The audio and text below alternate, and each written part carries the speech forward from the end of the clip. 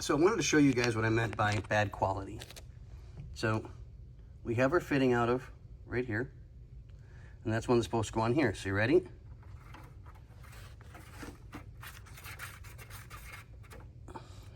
No. And this is a 10 mil, and it's supposed to be a 7/16. Can we tell where we got them from? And didn't know it until after the fact? And I'm not blaming our vendor, because I don't even think our vendor knew. So, yeah. Quality parts, guys, please.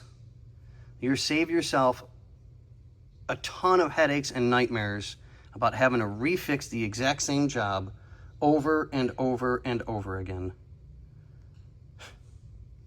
So, yeah.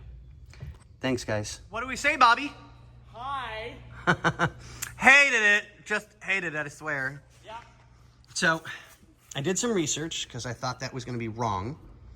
Learned something new. Back in the 60s, when Ford had multiple vendors to make these lines, some of them were a lot longer, which from the research that I've been able to find out, actually gave a little bit of spring to the lines to help take the pressure off of the pump. So instead of it being a wham on such a short line, these are a little bit longer, but I don't want to take any chances of them, you know, getting caught on the seat going in, because I mean, I still got to put everything back together yet. So I've done all my routing. I've got one connection left.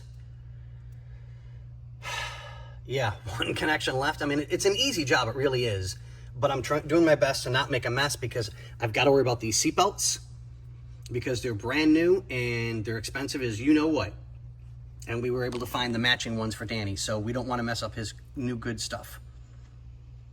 So I'll get the last connection done, double check all my fittings, double check all my connections, make sure everything's nice and clean and safe and sound, that there's no issues. And then we'll get Bobby over here and we'll bleed the system. And hopefully, knock on wood, we won't have any issues.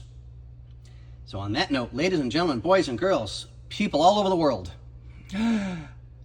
see ya.